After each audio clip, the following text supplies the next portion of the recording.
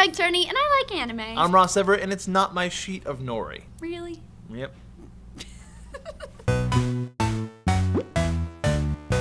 welcome to Anime Club. This week we watched Soul Eater. We both did the same thing. They looked delicious, didn't they? I love the way their mouths like distended. They were It was like a snake eating an egg. But at the same time, watching it made me want a dumpling real bad. That is 100% going to be an animated gif. Both of us doing that. Now you got it twice. So there was one part of this anime that it was like a really catchy rhyme, and I kind of liked it, but it was like the 42, 5, 6, 2. 5, 6, 4? 42, 5, 6, 4 leaves you knocking on death's door. We should probably like figure out exactly what. It's 42, 5, 6, 4 when you want to knock on death's door. Yeah, and it rhymed, and it was clearly not catchy enough for us to remember exactly, but I thought that was super cool. So it's actually kind of a neat thing because the Japanese have this distrust of the number 4. The number 4 is considered unlucky. As they should. That's a shady number. That's maybe a weird word, distrust. But there are 2 ways to say the number 4 in Japanese. Shi and yon. And shi is very close to shinu, which means to die, so it's considered unlucky. So the cool thing about the 42, 5, 6, 4 is that it actually, if you go for the way the words are said, it's shini, goroshi, and it's shini is like kind of like shinu, to die, and then goroshi sounds like koroshi, which means to kill. So it's kind of neat. It's like die, kill. So and that's how you get to death's door. Does it rhyme in Japanese? I mean, shini, goroshi doesn't really like, I don't know the rest of the phrase in Japanese. To knock on death's door? Well, maybe it does, maybe it doesn't. Nakuni?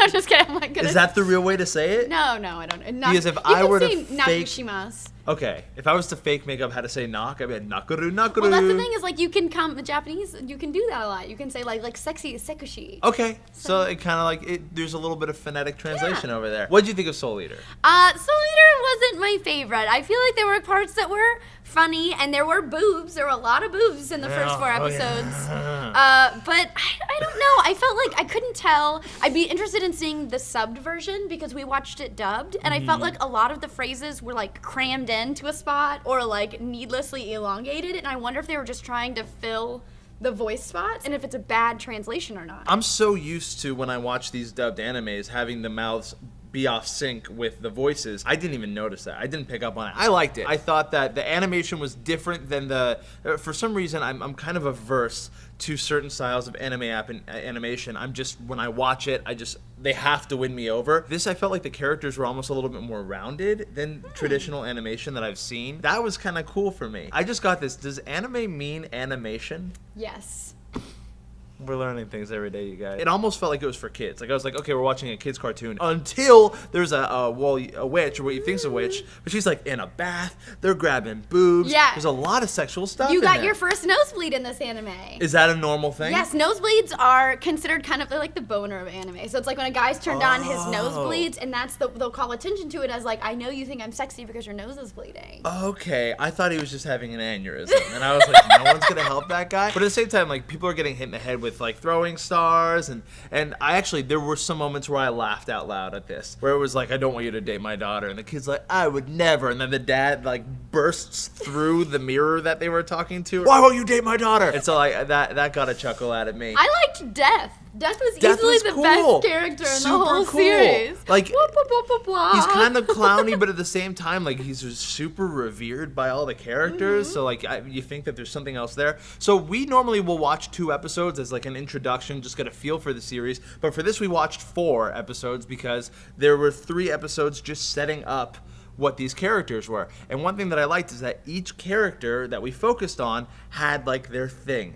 So Soul was like, you know, I'm what do you say? I'm cool. I'm super cool. I'm the coolest guy here. And it kept like, that was his downfall, was his vice, is that he wanted to be cool. Black Star, right? He thinks he's the biggest star. He wants to be big. I'm so big. I'm the biggest. And like, he's terrible at being an assassin. And then there's the weirdest one for me was Death the Kid, who symmetry was his thing. It was his vice, and it would just like incapacitate him. Right. And that to me was like the least relatable, because we've seen hubris in other ways where people think they're so big or people think they're so cool and that's their downfall. But asymmetry is what stops you from killing this monster that's coming after Well, you? the asymmetry helped him, actually. The symmetry of the sarcophagus was what froze him. But there's a huge emphasis on the beauty of things in Japan. So, for instance, when you fill a water glass in Japan, typically it'll only be 3/4 of the way full because it's more beautiful that way. So it's like this really, like, this nice, like, everything is very beautiful. Also, I used to have OCD about symmetry as a kid really bad. So, like, if I touched this arm, I had to touch this arm. So I felt him.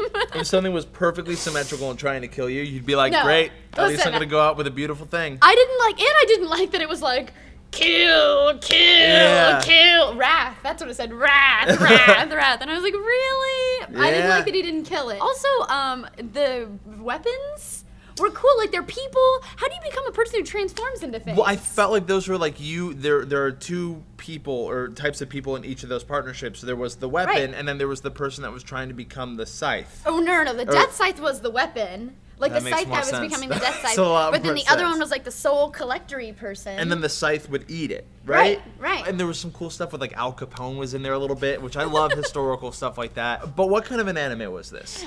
Soul Eater is very, very easily a shonen anime. Super gory with some of the action scenes, action throughout, and boobies. Well, that's super cool. If you guys want to join us next week, we are going to be watching...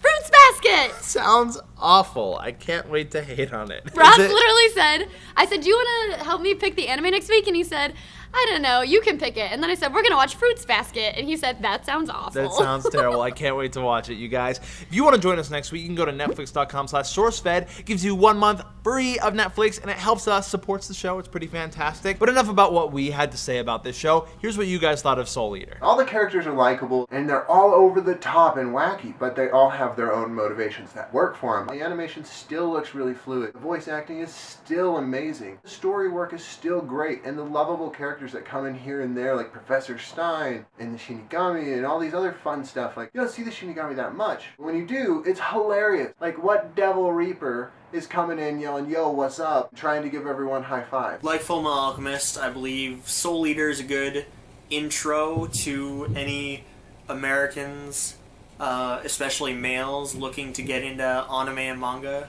It's got an engaging story. I've never seen Soul Eaters before, but I gotta say that I was really into this show, and I'm now addicted to it. I will be watching this show through the full 51 episodes. Now, as a massive fan of Soul Eater, I can tell you now you're not going to get the full story of what Soul Eater is about. But you're going to have a lot of fun with the first 2 episodes. It is a terrific series, especially if it's a gateway into anime. The animation is beautiful. The comedy and the action are outstanding and hilarious. It really does grip you in. The unfortunate thing about this story is that it doesn't end the way the manga intended it to, because at the time the manga was still going. But nevertheless, even with an alternative ending, it is an amazing series. I like how the girls are very on top of it and very forward thinking and very sassy, while the guys, they have their flaws, and the flaws that they have are often incredibly crippling. So I like how all these characters interact. I'm really looking forward to seeing how they develop. The heart-wrenching moments, and then the moment with like young Krona talking to young Waka and about how he can't deal with it,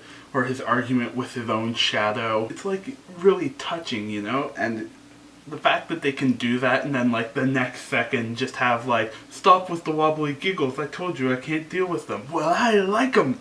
Satanic smile. It's just, you know, it's good storytelling. Boobies. Jiggly boobies.